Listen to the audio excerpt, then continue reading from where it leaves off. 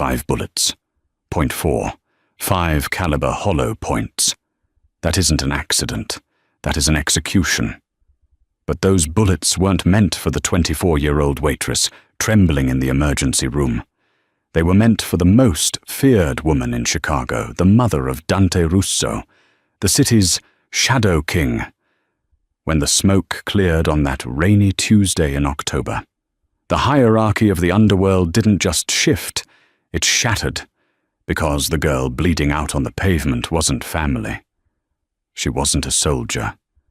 She was a ghost no one had ever noticed until she made the ultimate sacrifice.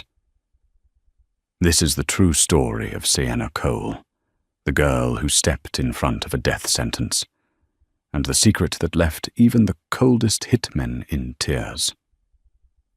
Chicago, October 12th, 2023. The wind off Lake Michigan was biting, the kind that rattles window panes and seeps into the bones of the city. Inside the penthouse suite of the Gregorian Hotel, however, the air was still. It smelled of expensive leather, cigar smoke, and the faint, antiseptic scent of lilies. Sienna Cole adjusted the collar of her uniform. It was stiff, scratching against her neck. She was invisible here. That was the job description. Be present, but absent. She wasn't a maid, exactly, and she wasn't a nurse, though she had the training for the latter. She was a companion for Caterina Russo, a 70-year-old matriarch who was losing her battle with Parkinson's, but had lost none of her venom. "You're shaking the spoon, girl," Caterina snapped, her voice thin, but sharp as cracked glass. Sienna didn't flinch. She steadied her hand, bringing the silver spoon of broth to the older woman's lips. "It's the wind, Signora." The building sways a little on the high floors. It was a lie. The building was solid steel and stone. Sienna was shaking because Dante was in the room. Dante Russo stood by the floor-to-ceiling window, his back to them. He was a man who seemed to absorb the light around him. Tall, broad-shouldered, tailored in a charcoal suit that cost more than Sienna would earn in a decade. He was on the phone, speaking in low, rapid Italian. Sienna didn't speak the language, but she understood the tone. It was the tone of a man ordering an airstrike. He hung up and turned around. His eyes were the color of cold brew coffee, dark, alert, and entirely devoid of warmth. He didn't look at Sienna. He rarely did. To him, she was furniture, a utility. "Mother," Dante said, walking over to the bedside. "We are moving you to the estate tonight. The city isn't safe." Caterina pushed the spoon away, splattering broth on Sienna's white apron. Sienna immediately dabbed it with a napkin, her movements precise and practiced. "I am not leaving my home because a few Bratva dogs are barking," Caterina hissed. "Your father built this city, and I am trying to keep you alive in it," Dante replied, his voice flat. He finally glanced at Sienna. It was a cursory check, like looking at a clock on the wall. "Pack her things. We leave at 1800 hours. Sharp." "Yes, Mr. Russo," Sienna whispered. As Dante walked out, the heavy oak door clicking shut behind him, Sienna felt the air return to the room. She had been working for the Russo family for 6 months. She needed the money her younger brother, Toby, was in a specialized facility for addiction recovery in Wisconsin, and the bills were astronomical. The agency had placed her here because she was discreet. She had no social media, no boyfriend, no criminal record. She was a blank slate, but she wasn't blind.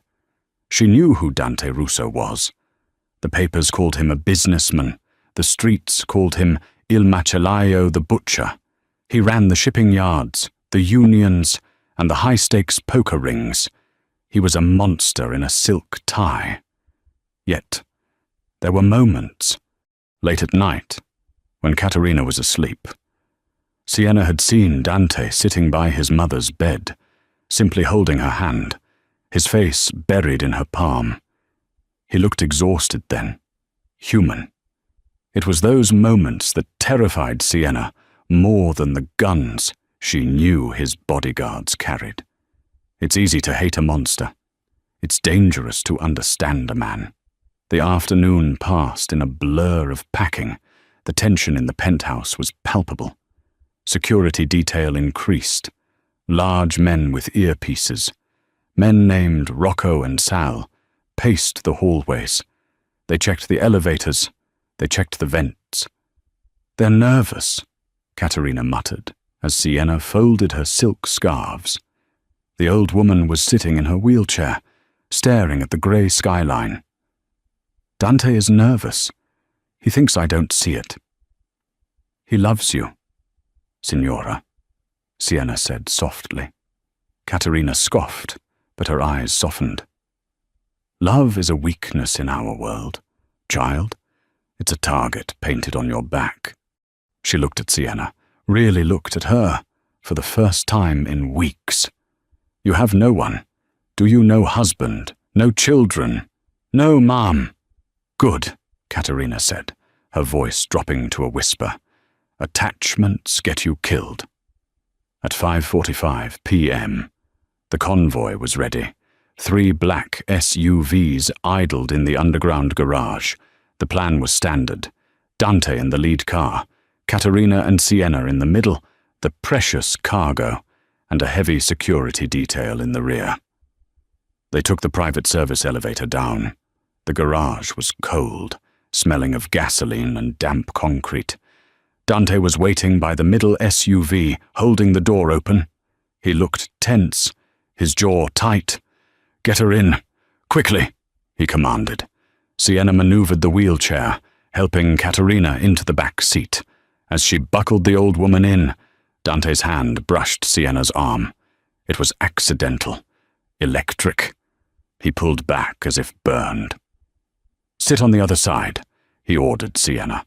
"Keep her head down if I say down." "I understand," Sienna said. She climbed in. The door slammed shut with the finality of a coffin lid. As the convoy rolled out of the garage and into the rainy Chicago evening, Sienna watched the raindrops streak across the bulletproof glass. She had a bad feeling, a knot in her stomach that felt like swallowed lead. She looked at Caterina. The old woman was clutching a rosary, her knuckles white. "It's okay," Sienna lied, reaching out to cover Caterina's trembling hand with her own. "We'll be at the estate in an hour." They turned onto Wacker Drive. The city lights blurred into streaks of gold and red. Sienna didn't know it then, but she would never make it to the estate. And the rosary in Caterina's hand would be the only thing that didn't end up covered in blood. The ambush didn't happen on the highway. That would have been too predictable. And Dante Russo didn't make mistakes with routes. It happened at a choke point, a construction zone on a narrow one-way street near the river, where the convoy was forced to slow to a crawl. It was 6:12 p.m. Sienna was looking out the window at a homeless man pushing a cart when the world exploded. The lead SUV, the one Dante was in, hit a pressure plate mine concealed under a steel road plate. The explosion was deafening, a concussive wave that lifted the heavy armored vehicle 3 feet into the air before slamming it down on its side. "Dante!" Caterina screamed, a sound so raw it tore at Sienna's heart. "Stay down!" Sienna shouted, unbuckling her seatbelt and throwing herself over the old woman's lap. Chaos erupted. The rear SUV was rammed by a garbage truck that swerved out of an alley, pinning the security team against the concrete barrier. Then came the gunfire. It was rhythmic, precise. Automatic rifles. The sound of bullets hammering against the bulletproof glass of their SUV was like hail on a tin roof. Thwack, Thwack, thwack. Spiderwebs of white cracks appeared on the windows, but they held. "Driver, get us out of here," Sienna yelled at the front, but the driver, a man named Enzo, was slumped over the wheel. A single high-caliber round had punched through the windshield's weak point, the seam near the frame. He was gone. They were sitting ducks. Sienna looked up. Through the cracked window, she saw figures emerging from the shadows of the construction site. They wore tactical gear, faces obscured by balaclavas. They weren't moving like street thugs. They moved like a SWAT team. They were coming for the door. Katerina's door. Sienna's mind went blank. Fear, usually a paralyzing cold, turned into a strange, white-hot clarity. She looked at Katerina. The woman who had scolded her for shaking a spoon was now a sobbing mess, calling out for her son, Dante. Sienna glanced at the overturned lead vehicle. Smoke was pouring from the hood. The driver's side door was kicked open. Dante crawled out. He was bleeding from a gash on his forehead, his suit torn, but he was moving. He had a handgun drawn. He fired 2 shots, dropping one of the attackers, but he was pinned down by suppressive fire from the scaffolding above. He couldn't get to them. He was 30 feet away, screaming something Sienna couldn't hear over the roar of gunfire. His eyes locked on his mother's car. He looked helpless. For the first time, the King of Chicago looked utterly helpless. The handle of their SUV turned. The lock disengaged. The electronic locks had shorted out from the blast, or they had a master key. The door was ripped open. The cold air rushed in, smelling of cordite and rain. A man stood there. He was huge, blocking out the street lights. He raised a suppressed submachine gun, leveling it directly at Katerina's chest. There was no time to think, no time to calculate. Katerina froze, staring down the barrel. Sienna didn't freeze. In that fraction of a second, Sienna didn't think about her brother in rehab. She didn't think about her empty apartment or her unpaid bills. She saw the gun. She saw the old woman. She saw Dante, 30 feet away, roaring in silent agony as he tried to run toward them through a hail of bullets. Sienna lunged. She threw her body across the back seat, shielding Katerina completely, turning her back to the open door. Pop, pop, pop, pop, pop. It didn't feel like pain at first. It felt like being punched by a heavyweight boxer. 5 distinct impacts. 1 in the right shoulder, 1 in the lower back, near the spine, 2 in the ribs, 1 piercing the left lung. The force of the bullets slammed Sienna against Katerina. The old woman screamed, but Sienna couldn't hear her anymore. Her ears were ringing with a high-pitched whine. She slid down, her body going oddly limp. She hit the floor mat of the SUV. The shooter paused, perhaps surprised that the target was covered, or perhaps out of ammunition. That pause was his last mistake. Dante Russo was there. He didn't run. He collided with the gunman like a freight train. There was a sickening crunch of bone as Dante slammed the assassin against the doorframe. He didn't use his gun. He used a combat knife, driving it into the man's neck with a primal roar of rage.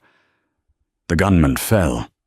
Silence seemed to rush back into the street, heavy and suffocating. The remaining attackers were fleeing, sirens wailing in the distance. Dante ripped the rear door fully open. "Mama, mama!" he shouted, his voice cracking. Katerina was covered in blood, but she was shaking her head, sobbing, pointing down. "Not me. Dante. Not me. It's the girl, it's Sienna." Dante looked down. Sienna was curled on the floorboards, her white uniform now a deep, glistening crimson. Her breath was coming in wet, bubbling gasps. Pink froth was forming on her lips. Dante froze. The man who had cut throats without blinking, the man who had ordered hits over dinner, felt his stomach drop out of his body. He fell to his knees on the wet asphalt, reaching inside. "Sienna," he said. His voice was trembling. He grabbed her, pulling her upper body out of the car, cradling her against his chest. Her blood immediately soaked into his ruined shirt. It was warm. Too warm. "Look at me," he commanded, but the authority was gone. It was a plea. "Look at me, Sienna." Her eyes fluttered open. They were hazy, unfocused. She looked up at the rain falling from the dark sky. Then her eyes found his face. She tried to speak, but only a gurgle of blood came out. She lifted a hand, her fingers trembling violently, and brushed the spot on his forehead where he was bleeding. "You're okay," she whispered. The words were barely audible. "She's okay. She's fine. You saved her. You saved her. Sienna." Dante pressed his hand over the wound in her chest, trying to stem the flow. The blood pushed through his fingers, relentless and hot. "Stay with me. Do you hear me? That is an order. Stay with me." Sienna smiled. It was a faint ghost of a smile. "No more shaking spoon," she breathed. And then, her eyes rolled back. Her hand dropped from his face, hitting the wet pavement with a splash. "No!" Dante roared. He scooped her up in his arms, standing up. He didn't wait for the ambulance. He didn't wait for his backup. "Get the car!" he screamed at the surviving security guard, Rocco, who was stumbling toward them. "Get the other car, now." He held Sienna close, her blood mixing with the rain on his skin. He looked down at her pale, still face. She looked so small, so fragile. "Don't you die on me," he whispered into her hair, a tear leaking from his eye, the first tear Dante Russo had shed in 20 years. "I don't even know you. Don't you dare die before I know you." As the sirens closed in, the Shadow King of Chicago stood in the rain, holding the invisible girl who had just taken 5 bullets for the woman who treated her like furniture. And in that moment, Dante Russo knew that if she died, he would burn the entire world down to find the men responsible. The ride to St. Denis, Jude's a private, off-the-books clinic in the suburbs, was a blur of motion and terror that felt agonizingly slow to Dante. The SUV tore through red lights, Rocco leaning on the horn, the siren they had illegally installed wailing like a banshee. In the back seat, Dante Russo was no longer the Shadow King. He was a tourniquet. He had ripped off his expensive silk tie and bound it tightly around Sienna's upper thigh where a ricochet had grazed an artery. But the chest wounds were a nightmare. Every time the car hit a bump, Sienna made a small, wet sound that sounded like a drowning kitten. It made Dante's blood run cold. "Stay with me," he growled, his hand pressed over the worst of the holes, just below her heart. The blood was hot, sticky, and endless. It coated his hands, his cuffs, his soul. "Rocco, if you don't get us there in 3 minutes, I will put a bullet in your head myself." "We're here! Boss! We're here!" Rocco screamed, drifting the heavy SUV into the ambulance bay of the clinic. The doors flew open before the car even stopped. Dr. Aris, a Greek surgeon who had patched up more Russo soldiers than he could count, was waiting with a gurney and a team of 4 nurses. They knew the protocol. No questions, no police, just save the life. Dante didn't wait for them to lift her. He carried her out, placing her onto the stretcher himself. Her head lolled back, her skin the color of ash. She looked dead. She looked so agonizingly dead. Gunshot wounds. 5 count, Dante barked, running alongside the gurney as they rushed her through the double doors. Chest, abdomen, shoulder. Possible spinal involvement. She's losing blood fast. Doctor. Aris shone a pen light into Sienna's eyes. Pupils are sluggish. Get her to trauma 1. Prep the OR. I need 4 units of O negative. Stat. He looked at Dante, stopping him at the swinging doors of the surgical wing. Dante, you stop here. I am coming in, Dante said, his voice a low rumble. He was covered in her blood. He looked like a demon rising from hell. You are not, Aris said firmly, putting a hand on Dante's chest. You are not sterile, and you are in shock. If you come in, you compromise the field. Do you want her to die? Dante froze. The question hung in the air, heavy and absolute. Save her, Dante whispered, gripping the doctor's scrub top. If she dies, Aris, if she dies, burn this building down with me inside it. Go wash up, Dante. The doors swung shut, cutting off the view of Sienna's pale hand, hanging off the side of the gurney. Dante stood there for a long time, staring at the brushed metal of the doors. The adrenaline began to crash, replaced by a shaking that started in his hands and took over his entire body. He looked down at himself. His charcoal suit was ruined. His white shirt was red. He turned and walked mechanically toward the waiting room. It was a sterile, private lounge designed for high-end clientele. Leather chairs, espresso machine, muted TV. Katerina was there. His mother was sitting in a wheelchair, a blanket draped over her shoulders. A nurse was cleaning a cut on her cheek. But otherwise, she was unharmed. Physically, mentally. The Iron Lady of Chicago was shattered. She was staring at her hands, which were clean now, but she kept rubbing them together as if trying to wash something off. When Dante walked in, she looked up. Her eyes were red-rimmed and terrified. Is she? Katerina's voice broke. Surgery, Dante said. He walked over to the wet bar, poured a glass of whiskey, and downed it in one swallow. It tasted like water. He poured another. Doctor, Aris is working on her.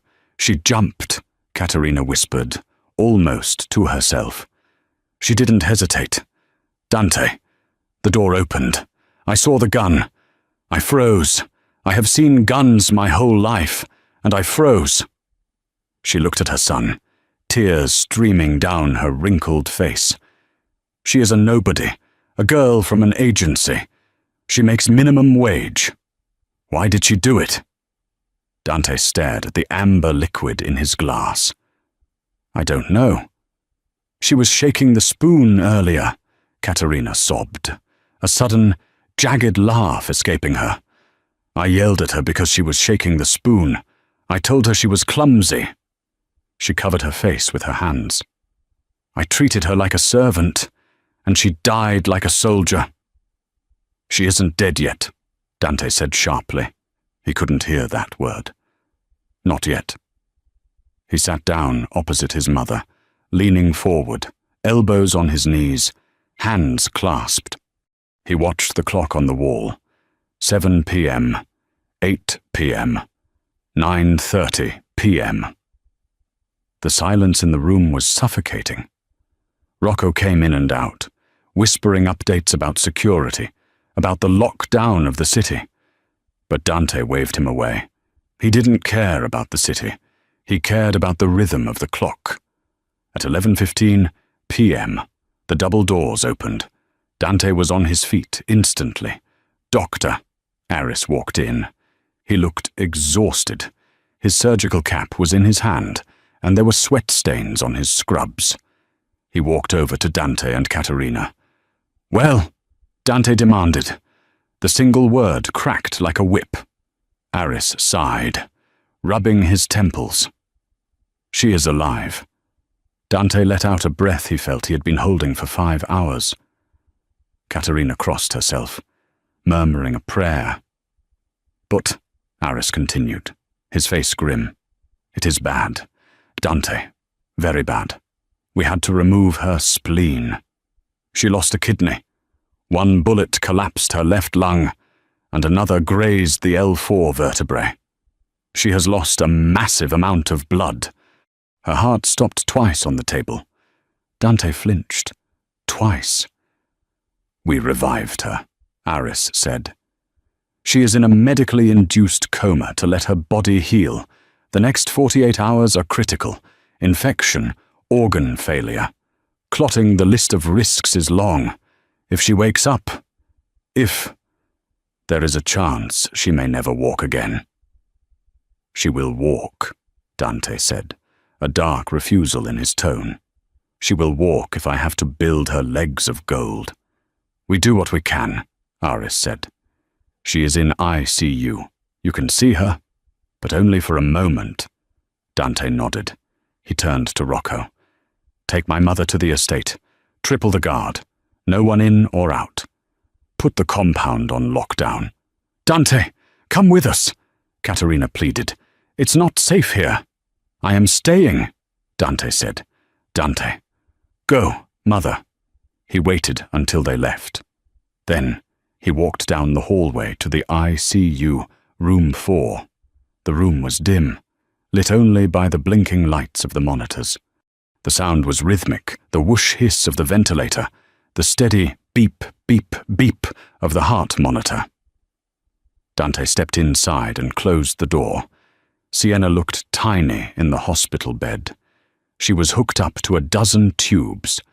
Her face was swollen, a tube down her throat breathing for her. Her chest, wrapped in thick bandages, rose and fell mechanically. Her skin was so translucent he could see the blue veins beneath it. She didn't look like the girl who had blended into the background of his penthouse. She looked like a broken angel. Dante approached the bed slowly, as if she were made of glass. He reached out and touched her hand. It was cold, limp. He pulled a chair up to the bedside and sat down. He, the man who terrified seasoned criminals, felt a lump form in his throat. You foolish girl, he whispered to the silence. Why take a bullet for a name that isn't yours? He looked at her face, studying the curve of her jaw, the dark lashes against her pale cheek. He realized he didn't even know the color of her eyes. Brown hazel. He noticed her hands. They were rough, not the soft, manicured hands of the women he usually dated. These were working hands, calloused fingertips, short nails, a small burn scar on the thumb. I don't know who you are. Sienna Cole, Dante said, his voice low and dangerous, a promise made to the universe. But you are under my protection now, and the men who did this to you. He gently squeezed her cold fingers. They are going to wish they had died in that car. Dante didn't sleep. He sat there, holding her hand, watching the monitor, waiting for the sun to rise on a city that was about to bleed. Morning broke over Chicago, grey and dismal, matching the mood inside the Russo stronghold. But Dante wasn't at the stronghold. He was still at the clinic, shaving in the small bathroom of Sienna's recovery room. He had had fresh clothes brought to him, a black tactical suit, more fitting for war than a boardroom. Sienna hadn't moved. The machines kept breathing for her. At 8:00 a.m., Rocco entered the room. He looked nervous. Boss, we got something. Dante wiped the remaining shaving cream from his jaw. He looked at his reflection. His eyes were hard, the golden flecks in the brown buried under layers of ice. Talk. We found the driver of the garbage truck. He bailed before the shooting started, tried to hide in a motel in Gary, Indiana. Our boys picked him up an hour ago. Is he at the warehouse? Yes, sir. He's eager to talk. especially after Sal introduced him to the bolt cutters. Dante nodded. He walked out of the bathroom and went to Sienna's bedside. He leaned down, close to her ear. "I have to go," he whispered. "I have to go handle business, but I will be back. Fight, Sienna. You fight." He left 2 armed guards at her door, men he trusted with his life, and exited the clinic. The warehouse was a soundproofed meatpacking facility in the meatpacking district, a relic of the old days. It smelled of bleach and iron. The driver, a low-level thug named Mickey the Rat, was tied to a chair in the center of the room. He was already in bad shape. His face was swollen, and he was weeping. Dante walked in. He didn't yell. He didn't pick up a weapon. He simply pulled up a metal chair and sat directly in front of Mickey. He crossed his legs and adjusted his cuffs. "Mickey," Dante said softly. The man flinched as if struck. "Mr. Russo, I swear to God, I didn't know it was your mother. They just told me to block the convoy. They said it was a heist." "Who are they?" Dante asked. "I don't know names. It was a text, an encrypted app. They paid in crypto." Dante sighed. He stood up and walked to a table where a variety of tools were laid out. He picked up a heavy wrench, weighing it in his hand. "Mickey, you blocked my mother's car. You trapped her. And a girl, an innocent girl, is currently breathing through a tube because of you." Dante turned, his face void of emotion. "You are going to tell me something better than it was an app. It was the Irishman's crew," Mickey screamed, straining against the ropes. "I saw the guy who paid the drop. He had a shamrock tattoo on his neck. It was O'Malley's Lieutenant Finnegan. It was Finnegan." Dante paused. The O'Malley Syndicate. The Irish mob had been quiet for years, adhering to the truce Dante's father had brokered. If they broke it, this wasn't a skirmish. It was a declaration of war. "Finnegan," Dante repeated. "Are you sure?" "Yes, yes. I swear on my mother's life." Dante looked at Rocco. "Dispose of him." "Wait, no! I told you!" Mickey screamed as Dante turned his back. "You told me what you knew," Dante said, walking toward the exit as the screams intensified behind him. "But you touched my family. There is no currency that buys forgiveness for that." Dante sat in the back of his armored car, rubbing his temples. The O'Malleys. It made sense, in a twisted way. They wanted the port access Dante controlled, but to hit his mother, that was desperate or personal. "Boss, where to the estate?" Rocco asked from the front seat. "No," Dante said. He pulled a file folder out of his briefcase. It was the personnel file for Sienna Cole. He had ordered it the moment the shooting stopped. "Go to 42B Cicero Avenue." Rocco looked in the rearview mirror, confused. "Cicero. That's not a good neighborhood." "Boss." "It's her address," Dante said. He needed to know who she was. He needed to understand the stranger who had saved his world. The building was a crumbling brick tenement on the south side. The hallway smelled of boiled cabbage and stale cigarettes. Graffiti covered the peeling wallpaper. Dante, flanked by 2 guards, walked up the 3 flights of stairs. He picked the lock of apartment 3B himself. The door creaked open. Dante expected a mess. He expected the chaotic life of a young woman in the city. What he found was a monk's cell. The apartment was spotlessly clean, but completely bare. There was a thin mattress on the floor in the corner, neatly made. A small table with 1 chair, a kitchenette with no food on the counters. It was freezing. Dante checked the radiator. It was turned off. In October. He walked into the room, his expensive Italian leather shoes clicking on the worn linoleum. He opened the refrigerator. a half-empty carton of milk, a jar of peanut butter, 3 apples. That was it.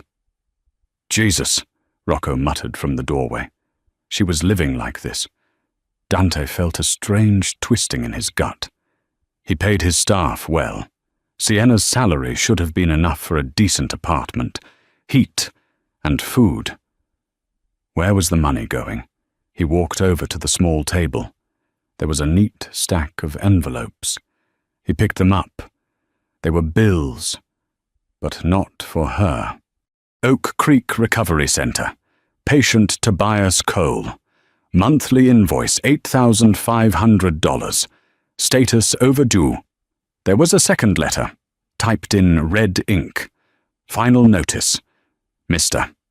Cole will be discharged on October 15th if the outstanding balance of $12,000 is not paid in full. October 15th. That was 3 days away. Dante put the letter down. His hand was trembling slightly. He looked around the room again.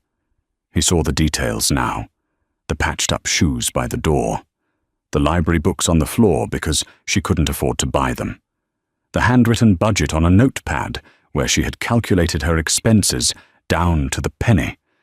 Bus fare $2.50. Lunch skip. Toby's meds $40. She was starving herself. She was freezing in the dark. She was working 12-hour shifts dealing with his mother's abuse. All to keep her brother in rehab. And then, when the bullets flew, she didn't hide. She didn't think about her brother then. She thought about Katerina. Dante felt a wave of shame so profound it nearly brought him to his knees. He had looked at her every day for 6 months and seen nothing. He had seen a uniform. He hadn't seen the warrior beneath it. He picked up a framed photo on the windowsill. It was the only personal item in the room. It showed a younger Sienna, smiling, her arm around a skinny, pale boy who looked like her. They were laughing. She looked happy, radiant. He touched the glass over her face. "Rocco," Dante said. His voice was thick. "Boss, call the bank. Wire $50,000 to Oak Creek Recovery Center. Tell them Tobias Cole's treatment is paid for the next year, and tell them if they ever send a threatening letter to this family again, I will buy the facility and fire everyone in it." "Done," Rocco said, typing on his phone. "Then call the real estate manager. Have the penthouse at the marina prepped, the one with the view of the lake." "For who?" "Boss." "For her," Dante said, putting the photo into his jacket pocket, right next to his heart. "She is never coming back to this rat hole. She is never going to be cold again. She is never going to be hungry again." He walked to the door, taking one last look at the empty, freezing room that held the secrets of the woman who had saved him. And Rocco. "Yeah, boss. Find out where Finnegan is tonight. I'm not sending a hit squad." Dante stepped out into the hallway, his eyes burning with a cold, terrifying fire. "I'm going to kill him myself."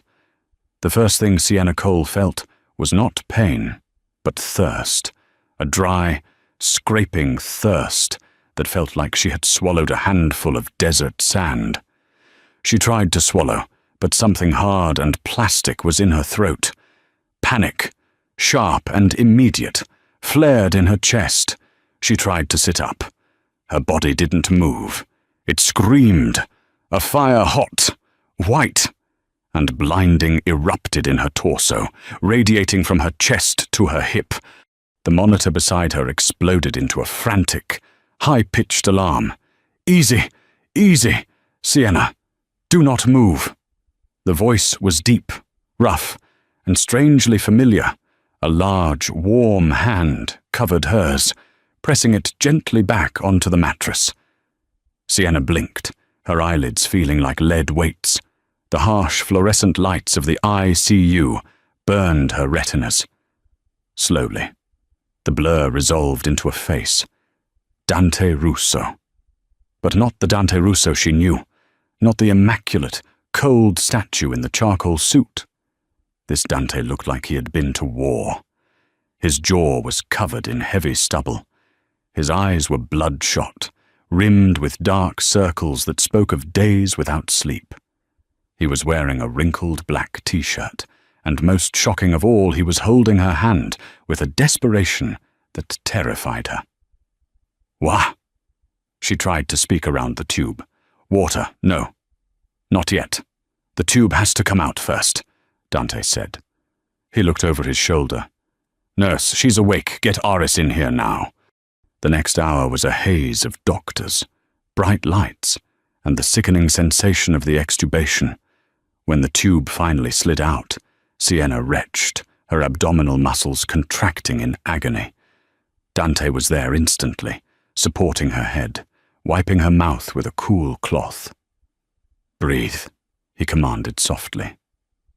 Just breathe. When the room finally cleared, leaving only the rhythmic beep-beep of the heart monitor, Sienna slumped back against the pillows. She felt hollowed out, broken. She turned her head slowly to look at him. He was sitting in a plastic chair pulled right up to the bed rails, his elbows on his knees, his hands clasped tight. "Mrs. Russo," Sienna whispered. Her voice was a ruin, a rasp of sandpaper. Dante closed his eyes for a second, a muscle in his jaw jumping. "She's at the estate. She's safe. Not a scratch on her." Sienna let out a breath, her eyes fluttering shut. "Good. That's good. Good." Dante's voice rose, cracking slightly. "You took 5 bullets. Sienna, you lost your spleen. A kidney. You died on that table twice. And your first question is about the woman who yelled at you for shaking a spoon." Sienna opened her eyes. She saw the anger in his face, but she realized with a jolt that it wasn't directed at her. It was fear, pure, unadulterated fear, masked as rage. "It was my job," she whispered. "No!" Dante growled, leaning in close, his dark eyes boring into hers. "Your job was to pour tea and read books. Your job was not to be a human shield." "I didn't think," she admitted. "I just saw the gun." "You saved her life," Dante said, his voice dropping to a reverence she had never heard before. "You saved my mother. You saved the only thing in this world I care about." He paused, looking down at her battered hand. "Until now." Sienna's heart skipped a beat, the monitor speeding up in betrayal. "Beep, beep, beep." "My brother," she rasped, panic suddenly gripping her again. "Toby. The facility. If I missed work, the payment. Tuesday was the deadline. They'll kick him out." She tried to push herself up, ignoring the agony. "I have to call them. I have to." "Sienna, stop," Dante said firmly, putting his hands on her shoulders. "It's handled." She froze. "What? Toby is fine. The facility is paid for." "I have some savings," she stammered, confused. "I can transfer. Paid in full." "Sienna," Dante cut her off. "For the next 5 years, including his therapy, his housing, and his college tuition when he gets out."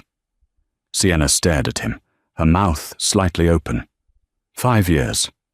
That's thousands of dollars. I can't pay you back. I make $18 an hour. Dante let out a humorless laugh, shaking his head. "You think I want your money?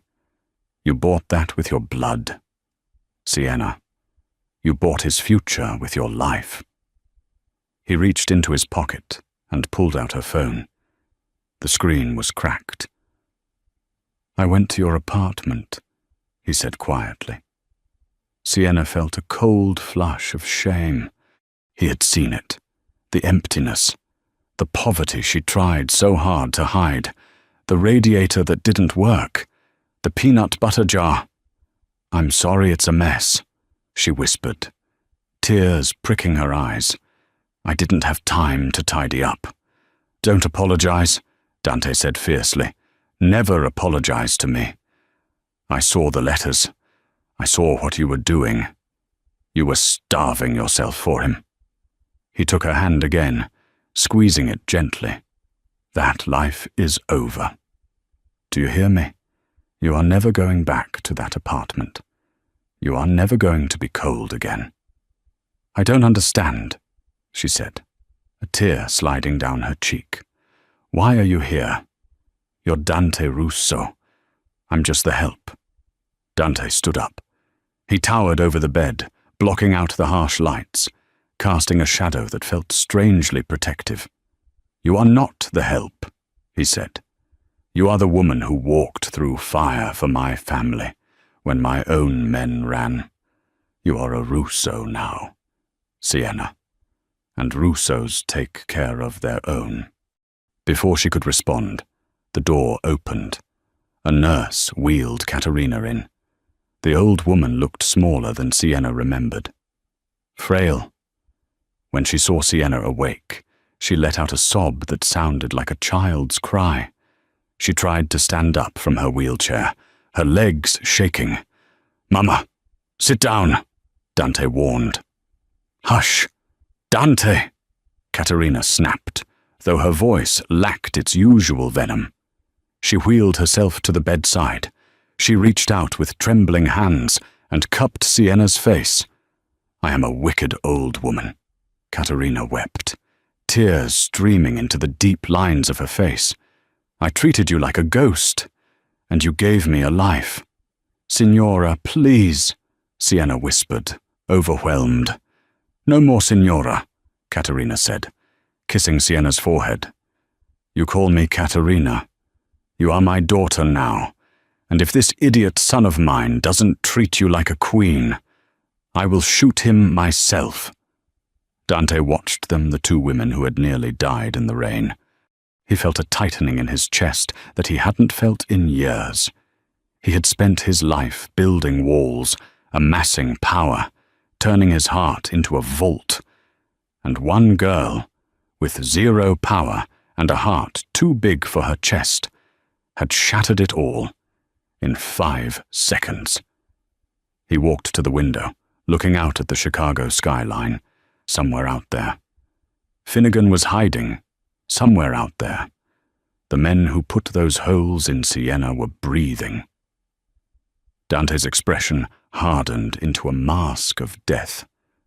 Enjoy your breath, he thought, because I'm coming to take it. Recovery was not a montage. It was a slow, grueling hell. 2 weeks later, Sienna was discharged from the clinic. She was not taken to her apartment on Cicero Avenue. She was taken to the Russo estate, a sprawling fortress in Lake Forest, surrounded by 12-foot iron gates and patrolled by men with assault rifles. She was given the East Wing suite, a room larger than her entire apartment building. It had floor-to-ceiling windows overlooking the manicured gardens, a fireplace that was always lit, and a bed that felt like sleeping on a cloud. But Sienna couldn't sleep.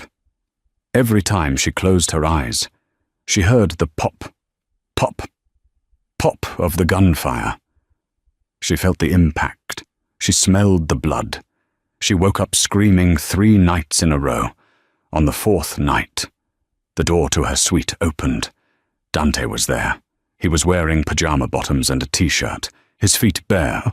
He held a glass of warm milk and a bottle of pills. Pain, he asked, his voice rough with sleep.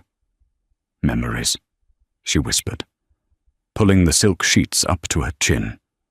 She was sweating, shivering. Dante set the glass down and sat on the edge of the bed. He didn't try to hug her. He knew she was fragile. He simply sat there, a solid, immovable presence in the dark. Tell me, he said. I see his face, Sienna said, staring at the shadows. The gunman, he looked bored, like he was taking out the trash. He is dead, Dante said flatly. I killed him. He can't hurt you. His friends can. Dante turned to her. The moonlight caught the sharp angles of his face. No, they can't, because I am hunting them down, one by one. It was true. While Sienna healed, Chicago was burning. The newspapers called it a gangland reshuffling. The police called it a bloodbath. Dante Russo was systematically dismantling the Irish mob. Warehouses belonging to the O'Malleys mysteriously caught fire. Shipments of drugs were intercepted and dumped into the lake. Lieutenants were found beaten in alleyways with one-way tickets to Ireland, stapled to their jackets.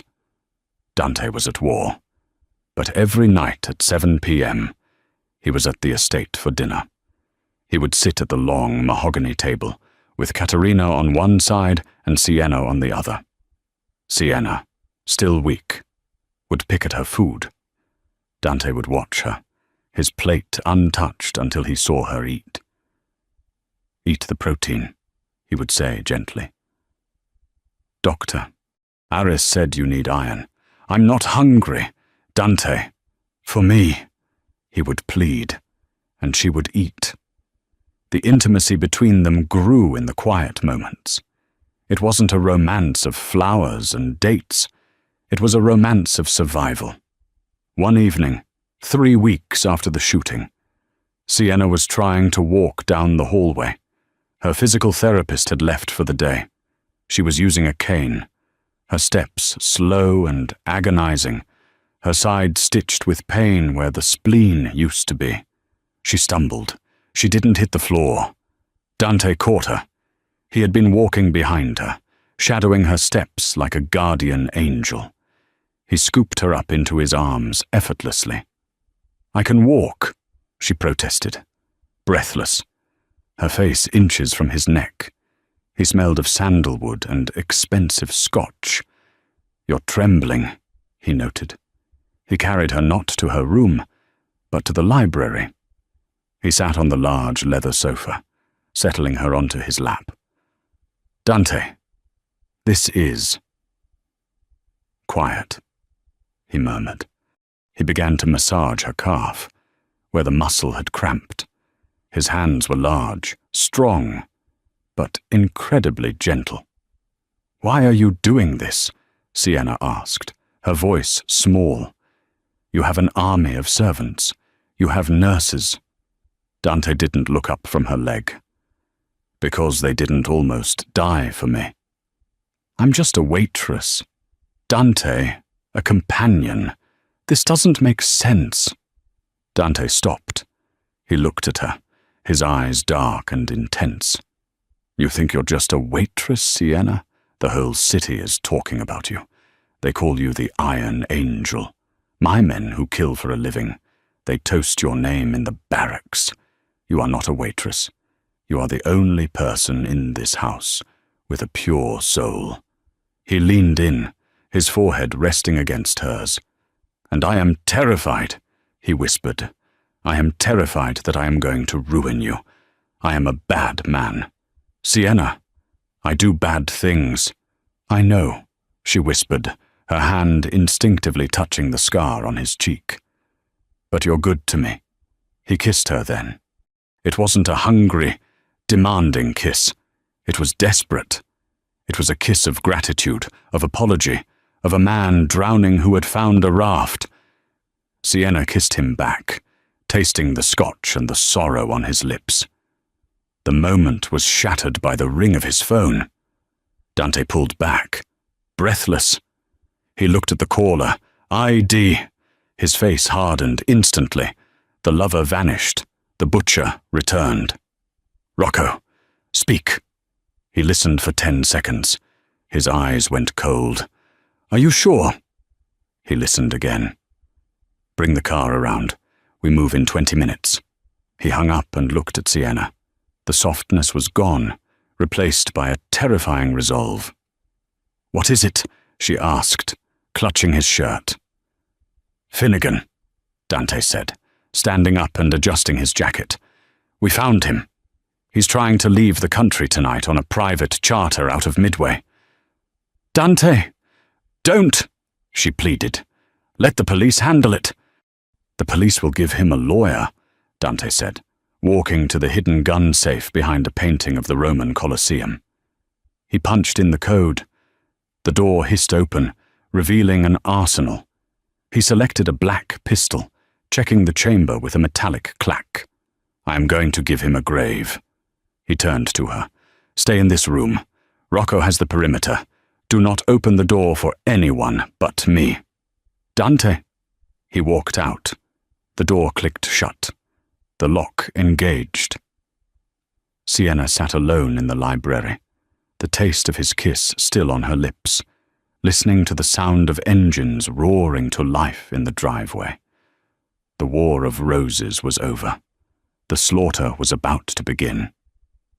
The grandfather clock in the library chimed midnight, the sound echoing through the strangely silent Russo estate. Sienna paced the hardwood floor, her cane clicking rhythmically. Her side throbbed where the spleen used to be, a phantom pain that flared whenever danger was near. Dante had taken the Alpha team to Midway Airport an hour ago. Intelligence suggested Finnegan, the Irish mob boss, was fleeing the country.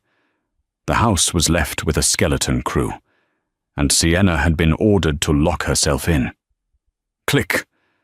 The sound came from the service entrance. It was soft, almost imperceptible. The alarm didn't chime. Sienna froze. Only family had the bypass codes. She moved to the heavy oak desk, her heart hammering against her ribs. She remembered the hidden gun safe behind the painting. Dante had left it unlocked in his haste. Her hands shook as she pulled out the heavy snub-nose revolver. She had never fired a gun, but she gripped it with both hands, aiming at the library door. The handle turned. The lock, engaged only moments ago, was picked in seconds. The door swung open. It wasn't a hitman in a mask. It was Carlo Russo, Dante's cousin, the man who managed the family's legitimate finances, the man who had brought Sienna tea just yesterday. "Carlo," she whispered, the betrayal hitting her harder than a bullet. Carlo smiled, closing the door behind him. He held a silenced pistol loosely at his side. "Hello. Sienna. You really should be in bed. Recovery takes rest." "You bypassing the alarm?" she asked, her voice trembling. "Why?" "Because the airport is a decoy," Carlo said, stepping closer. "Finnegan isn't at Midway. I sent Dante there to chase a ghost while I clean up the loose ends here. You see, the Irish didn't want a war. I did. I leak the route. Dante dies. I take the throne. Simple." He raised his gun. "Dante is a relic. He rules with honor. I will rule with profit." "He'll kill you," Sienna warned, backing against the desk. "He has to catch me first." Carlo laughed. "Say goodbye. Waitress." Sienna didn't hesitate. She squeezed the trigger. Bang! The recoil nearly broke her wrist. The shot went wide, shattering a vase on the mantel. Carlo flinched, then sneered, leveling his weapon at her chest. But before he could fire, the heavy velvet curtains behind him exploded inward. Glass shattered as a dark figure swung through the terrace window, colliding with Carlo like a freight train. It was Dante. He hadn't gone to the airport. Carlo screamed as Dante pinned him to the floor, knocking the gun away. "Dante, we're blood. You are not blood," Dante roared, his hands wrapping around his cousin's throat. His face was a mask of biblical wrath. "You are a cancer." Sienna watched, paralyzed, as the King of Chicago extinguished the threat. It was over in seconds. The silence that followed was heavier than the violence. Dante stood up, straightening his suit. He looked at the body, then at Sienna. He saw the gun in her hand and the terror in her eyes. He walked over, gently prying the weapon from her fingers.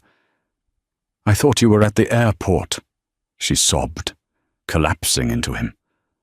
"I knew," Dante whispered into her hair, holding her so tight she could feel his heart racing. "I knew it was him. The airport was a trap for him, not me. I was waiting on the terrace. I just needed him to show his hand." He kissed her forehead, his voice breaking. "I would never leave you unprotected. Never." 1 year later, the wind off Lake Michigan was biting, but inside the new penthouse overlooking Navy Pier, the air was warm. Sienna stood before the floor-to-ceiling mirror. The angry red scars on her torso had faded to silvery lines. She traced them absently. "Stop staring at them," a deep voice rumbled. Dante walked up behind her, wrapping his arms around her waist. He kissed the scar on her shoulder. "They are proof that you are stronger than me." "I'm not," Sienna smiled, leaning back against him. "You are," he insisted. "You turned a butcher into a husband." Life had changed. The war was over. The Russo Empire now ran with a quiet, lethal efficiency. But the chaos was gone. Toby was a sophomore at Northwestern, studying engineering on a scholarship Dante had set up. Katerina was living in the guest wing, currently knitting aggressive amounts of baby clothes for a great-grandchild she insisted was inevitable. "Are you ready?" Dante asked. "For what?" He didn't get down on one knee. That wasn't his style. He simply reached into his pocket and pulled out a ring. It was a vintage ruby, dark as blood, surrounded by black diamonds. "Marry me." "Sienna," he said, his eyes vulnerable for the first time in his life. "Not for protection, not for the family. Marry me because I cannot breathe when you are not in the room." Sienna looked at the ring, then at the man who had pulled her from the wreckage of her poverty and given her a kingdom. "Yes," she whispered, turning to kiss him. "Always yes." The girl who was invisible had become the queen, and the king who had no heart had found it in the trajectory of a bullet. 5 bullets. That's what it took to shatter the hierarchy of the Chicago underworld. Sienna Cole didn't just save a life that day. She saved a soul. Her story reminds us that true loyalty isn't bought, it's bled for. It proves that even in a world built on darkness, love can still be the most dangerous weapon of all. If this story kept you on the edge of your seat, please hit that like button. It really helps the channel grow. What would you have done in Sienna's shoes? Let me know in the comments below. And don't forget to subscribe and ring the bell so you never miss a twisted tale of romance and danger. Thanks for watching, and I'll see you in the next shadow.